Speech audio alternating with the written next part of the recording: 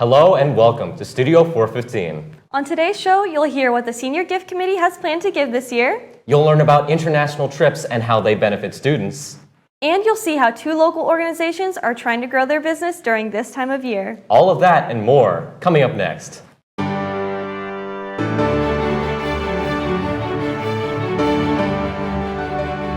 The Senior Gift Committee has chosen the American Foundation for Suicide Prevention.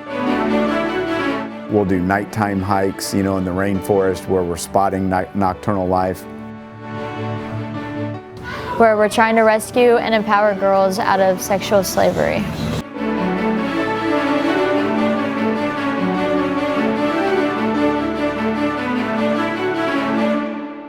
Welcome to Studio 415. I'm Alex Galindez. And I'm Etta Horton. Every year at Carroll, the Senior Gift Committee presents a gift to a student in need on behalf of the senior class. Studio 415 reporter Harrison Rudolph gets more information on the club, the gift, and one of the members. The Senior Gift Committee is a club at Carroll intended for seniors interested in representing their class and dedicated to giving back to those in need. The Senior Gift Committee is led by science teacher Miranda Kuhn, and she has been running it for 4 years now. Members of the Gift Committee fluctuate every year due to graduation and grade changes. Kuhn says that each year, the number of students who are interested in joining vary between 10 to 30 members. Last school year, the Senior Gift Committee had upwards of 60 members that wanted to be involved, compared to Kuhn's first year as class sponsor that only had around 8 members in the committee. Kuhn believes that having a bigger group for the Senior Gift Committee introduces more ideas on who to sponsor each year. Ms. Kuhn hopes that current sophomore and freshman students will be interested in joining when they're in 12th grade because both grades have a larger number of students. So it just really kind of depends on the group itself. But no, I'm ready. It's more fun to have bigger groups. You get better ideas.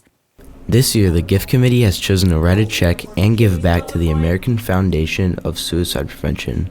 The committee provides ideas for who they want the donation or gift to go to and narrows it down to just around 4 choices. Once they get down to their final 4, Kuhn sends out a poll to the entire senior class. Based on the results of the poll, the option with the most votes is the foundation the seniors want to give back to. Their main goal is to help as many people as possible with their donations or fundraisers they do. Senior Molly Bell expresses how important choosing the American Foundation of Suicide Prevention was. Personally, I think in our club it was one of them because I think it's just a very important organization. I think some people have personal connections to it, but everyone has mental health, so it really goes back to everyone. Bale believes that being a part of the Senior Gift Committee can benefit people in need and yourself by helping foundations or charities. Bale explains that future seniors interested in joining the club should be ready to think creatively and choosing which foundation to help with. Join the club, it's really fun. Advice, just be creative, do something different than the previous years. I think that's kind of hard, think outside the box.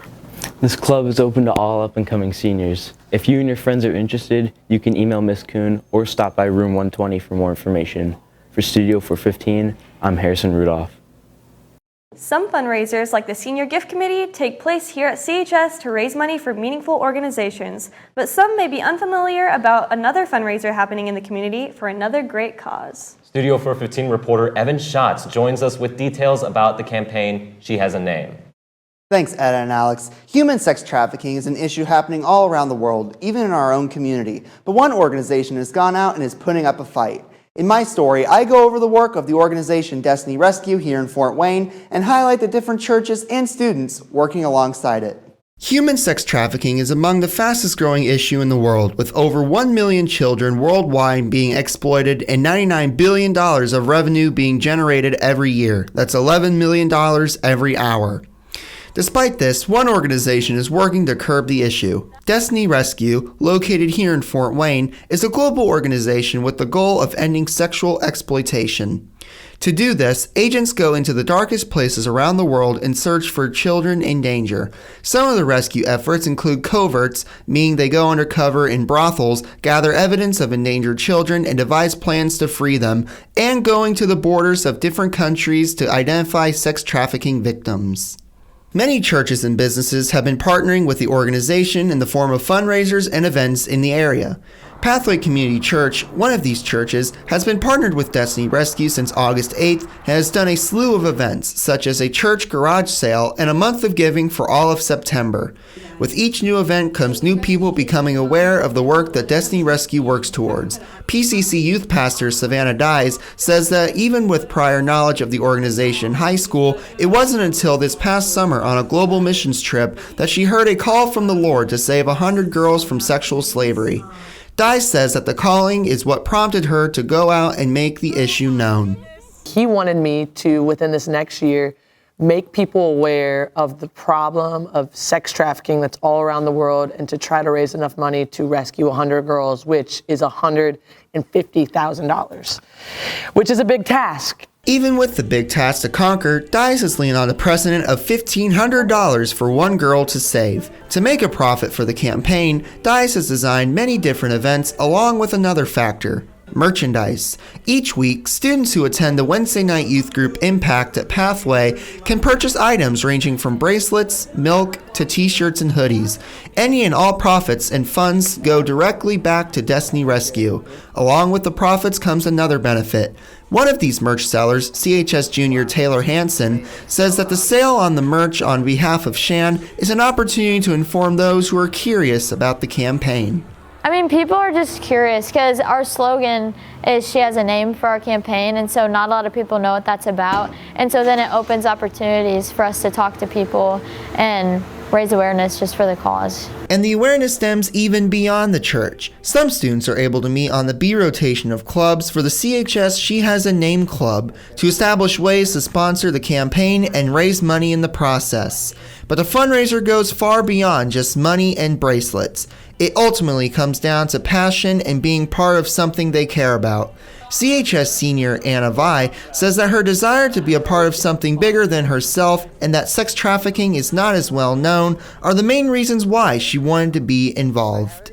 I want to be a part of a fight that's bigger than myself. I want to help fight for the girls who can't fight for themselves, because sex slavery is a huge issue around the world that not a lot of people actually know about, or it's talked about like very little. With all of the successful events and sales, Dyes has been encouraged by what she sees the Lord doing in the fundraiser. However, she is still reminded of all the stories that girls go through in order to be rescued, with some even refusing rescue at all and hoping for items most people take for granted.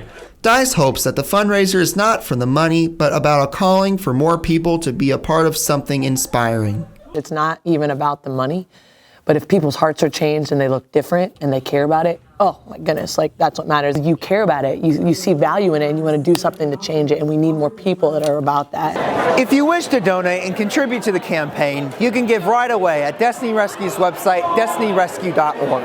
You can also find Shan on any of their social media, like their Instagram page at _SheHasAName_. There are always real names and real lives that need to be saved. For Studio 415, I'm Evan Schatz. From Greece to Japan to Peru, Carroll High School is taking its learning abroad, getting students outside of the classroom and the country. In my story, I seek out the various student trips available to Carroll and find out what they hope to explore. Carroll offers a diverse and multifaceted education, with courses ranging from culinary to chemistry to computer science, and specialized pathways tailored to give students a sample of the requirements and rigor of many potential careers. Even with such a broad selection, Carroll's emphasis on interest-driven learning continues outside of the classroom. In order to expose students to concepts and cultures beyond what Fort Wayne can accommodate, numerous teachers now incorporate student trips into their instruction. Educational travel takes various forms. In some cases, students travel within the United States to cities of interest to their academics. In others, students are given the opportunity to travel internationally, absorbing foreign cultures and gaining a sense of community outside of America. Teachers are typically given the liberty to design trip itineraries as they see fit, allowing them to select many destinations and include many activities in their plans. While most trips have a cultural component, some classes emphasize this facet more than others. For instance, the Carroll Language Department dedicates its trips to immersing travelers in different countries and societies. Carroll Spanish teacher Darlene Lankenau offers trips to the Hispanosphere, having recently gone to both Peru and Costa Rica, and plans to visit a range of other nations with her tours. Lankenau feels that one of the prime benefits of travel is the engagement which students bring back to the classroom. The experience is going to be great, but when the kids come back into the classroom as they did with the Dominican trip and were just abuzz with all they learned and how confident they were, just kind of ratcheting up their level of excitement and how contagious that was with their classmates, the other students in the class. In the same vein, Carroll Japanese teacher Laura Semba hosts alternating trips to Japan over the summer, providing an intriguing glimpse into the function of cultural travel. Semba professes that trips not only inform students about the intricacies of foreign culture, but also allow for self-discovery. It forces students to kind of step out of their comfort zone, and they definitely learn new things about themselves and, of course, Japanese culture. CHS senior Isabel Fisher plans to attend Semba's Japanese trip, believing that it will afford Japanese students the opportunity to participate in the cultural exchange between Japan and the United States. There's been more westernization in Japan, so I think connecting with someone across the world that you have shared interests with that grew up in completely different areas, because we are starting to connect a bit more, but still as a basis our cultures are completely different, and so it's very interesting. One of the lesser-known aspects of the cultural exchange is the facilitation of homestays, allowing students to experience life on a more personal and familial scale. Homestays are a feature of culture travel specifically. Students are housed with a volunteer family vetted by the travel organizations, where they can have authentic interpersonal interactions. Other nations offer the reverse, the opportunity for students to travel and stay in the United States. For instance, Carroll's sister school in Japan, Jamate Gakuin, seeks host families in America for its 11th grade class. Well, this is a well-established program. They've been doing this program for, I think, almost 60 years, and it's part of their curriculum to send their entire junior class to North America. Carroll English teacher Justin Smith prefers to visit Europe for his trips, structuring them somewhat differently to the language department. His travels are broader in scope, many times focusing on visiting a range of countries and cities rather than one sole destination. As he reflects on his trip from last summer, he upholds that the most valuable aspect of educational travel comes from the amazement students feel when taking in all of the sights. I mean, this past summer, we took a group of Carroll kids on the capitals of the British Isles trip, and again, we were in Dublin, we were in Belfast, and Edinburgh, London, and then in Paris. And it's just getting to see the kids, their eyes just get really big. And when we landed in Dublin, all of a sudden they realize where they are, and then getting to explore the center of these cities, getting to sample local food. Environmental science teacher Jim Walker sets his focus on Costa Rica, though as opposed to Lankenau's culture-oriented experience, centers his trips more so on the nature and biosphere of the tropical nation. One of the most unique aspects of Costa Rica is that its economy relies heavily on the ecotourism industry. Walker attests that his excursions serve an important dual purpose, both taking students to explore the flora and fauna while encouraging the nation to preserve its environment, which permits more future trips. We're having these incredible experiences that are very educational and adventurous, but then we're also supporting ecotourism and the Costa Rican economy, so they don't clear cut and sell off all their natural resources. This way they invest in their biodiversity and their national parks because they want people like us to come there and have these experiences. CHS graduate Lexi Novell joined Walker's 2022 environmental science trip, experiencing the Costa Rican atmosphere in close detail. She emphasizes that teachers and trip planners prepare students for the cultural transition while remaining vigilant of potential hazards the group might encounter. I felt very safe throughout the whole trip. They talked to us a lot on the buses, on the bus rides between cities. They would talk to us not only about the culture, but they would also talk to us about, like you said, the safety and stuff like that. So we knew it was coming and we knew what to look out for. Some trip opportunities are still open to accepting students, including Smith's trip to Greece and Semba's next trip to Japan. Though the itineraries are geared more towards those enrolled in the appropriate language class, all students are welcome to apply, and all teachers urge students not to let their deficiency in a language or fears stop them from traveling. So anyone who's interested in taking one of these trips, there's lots of opportunities to travel to Japan. Go for it. Just be brave and take that step. Take advantage of that opportunity while you're in high school. Upcoming trips will be advertised with posters and flyers displayed throughout the school. If you're interested in any of the trips we covered, be sure to check out their respective sponsors.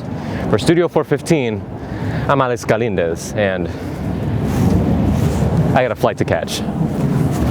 Every fall, Cook's Orchard opens its doors to allow guests to come and pick their own apples. Patrons are welcome to shop and buy from local sellers within the storefront. And while many go to the orchard to partake in the fall fun, let's know the history around the orchard.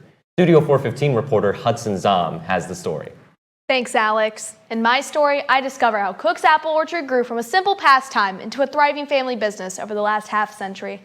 What began as a hobby in 1977 has now progressed into a familiar fall attraction in the Fort Wayne area. Cook's Orchard off Huguenard Road has simple beginnings, yet remains a popular place for families to visit to this day. 45 years ago, the main building was a ship-in cow barn, but over the past 35 years, the old barn has become Cook's Orchard's storefront, factory, and loading area. Recently, in 2020, the store had an add-on, expanding to accommodate for more products. The business sells a variety of produce besides the pick-your-own apples the orchard is most known for. Pumpkins, gourds, jams, waxes, and even homemade honey are sold within the store. All of the products for sale have either been produced in the orchard or bought from local vendors in order to promote buying locally. For the past 45 years, the Cook family has fully owned and operated the apple farm. Richard Cook takes charge of managing the business while his wife led the apple tours. Store associate of 7 years, Linda Fagan, says that family-owned farms such as Cook's Orchard have become scarce within the farming industry.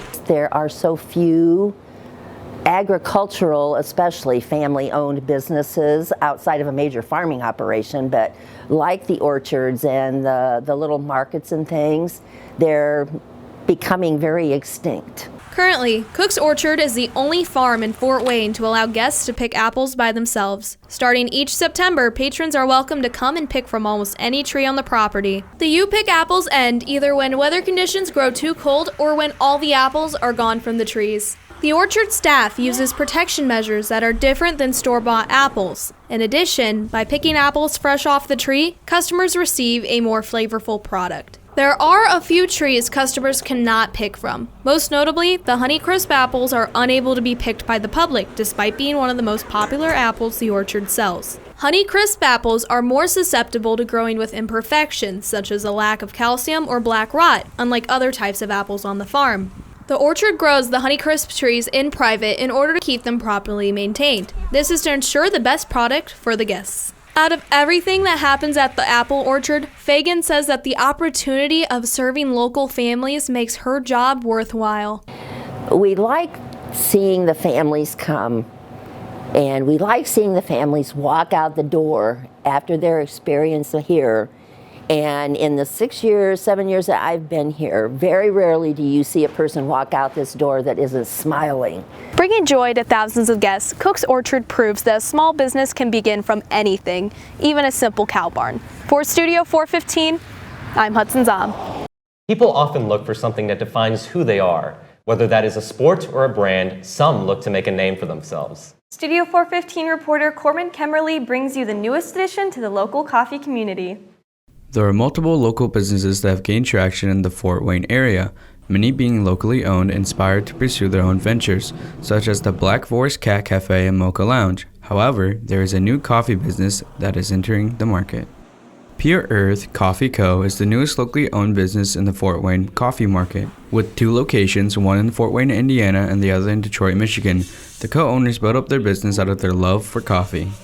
Quentin Graber, co-owner of Pure Earth, found his passion in coffee production in his college days, along with his partner and other co-owner, Bailey Sheldon. Trying to make it through their college ventures with a little sleep, they needed a supplement, and coffee was their answer. With starting a new business, they wanted to build their brand and focus on how they'll make their product the best it can be. We didn't want to jump right into getting into like a cafe or a storefront. We just really realized that, hey, we should build our own brand and we should roast, and that's really going to be the most profitable thing for us starting out. Coffee became a big part of their lives, using it to make it through the day or just something that they could enjoy with others. Pure Earth's goal is to have the freshest ingredients they can so their customers can have the best experience with their coffee. Graber states his intentions towards Pure Earth's production window. We wanted to give people our best, and that's why we roast daily, and we really have a foundation on that.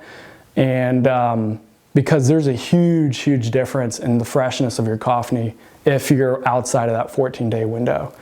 With freshness in mind, there are also many other factors in how Pure Earth wants to run. Education is another part of their mission for the company. Pure Earth started as an education company. We started as wanting to educate people about everything in their cup. And Pure Earth kind of is from earth to cup and freshly roasted, never stale. Education and bringing coffee to everyone is the mission of Pure Earth.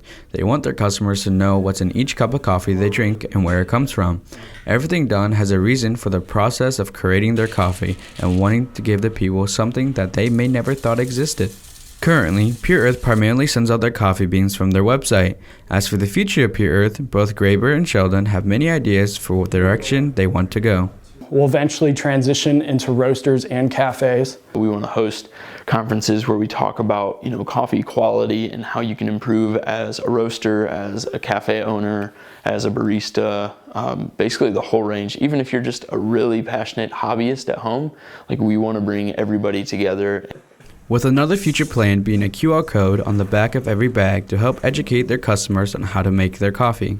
This past week, shipments have begun for pre-orders. However, people can start purchase their beans on their website, pureearthcoffeeco.com. For Studio 415, I'm Corbin Kimmerly. Pumpkins are a great decoration in the fall, and even though Halloween has passed, Thanksgiving is just ahead. Studio 415 held a pumpkin carving contest to see who could create the best carved creation. Hello, and welcome to the first ever Studio 415 pumpkin carving competition. I'm Etta. I'm Henry. And I'm Lennon. Now let's get started. Basically, there's a 50-minute timer, and whoever makes the best pumpkin in that time wins. And let's go. 50 minutes on the timer, and whoever makes the best pumpkin at the end wins. And we all chose our designs previously, but we don't know what each other did. I know Lennon's gonna go crazy. I usually do, but it's just He's gonna do that silly guy. This is my practice for my actual family pumpkin contest, I guess. Oh gosh, I gotta set up. You guys do your own pumpkin Yeah, we all put money in. You put money? No way. We should do that. Oh, Okay, we should. whoever wins $5. $5 under the table though.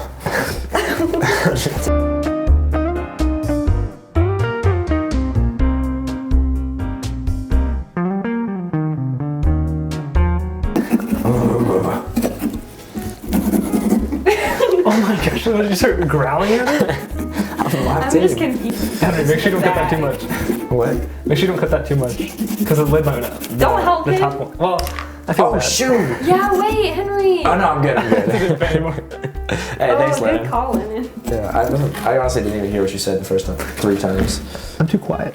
Sometimes. Not really. You have the most soothing voice here. I would fall asleep to your voice. Which iconic monster movie claims to be the most successful horror franchise in history? Frankenstein. No. Okay. I don't The know. Pooper Scooper. But it's not the pooper scooper, it's the Spooky. Gooby spooky. the scoop goop scoop. No, super goop scoop. Scoop, goop, scoop. Scoop goop scoop. No.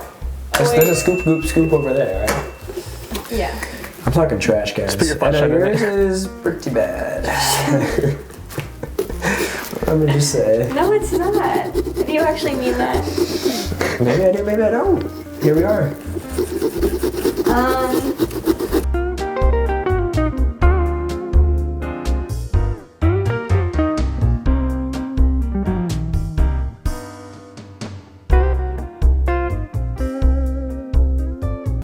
Ten seconds. 10 seconds.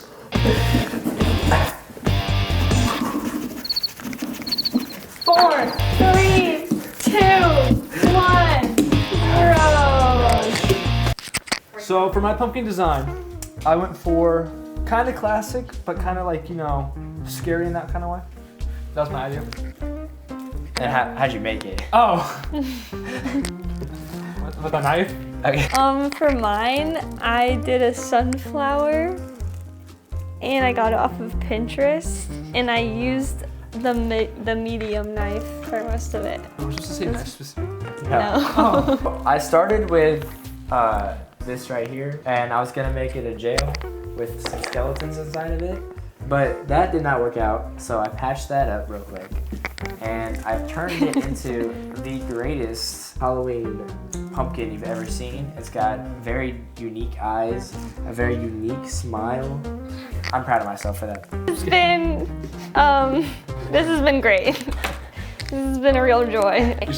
If you guys want to vote for who you think was the best pumpkin, then you can fill out the Google form and put in your opinion to see who you think had the best pumpkin carving. Until next time, guys. Okay, back to y'all in the studio. Hey, see ya. That's all we have for today. Thanks for watching. If there's a story you would like us to cover, please let us know. And for all of us here at Studio 415, have a great week, Carroll.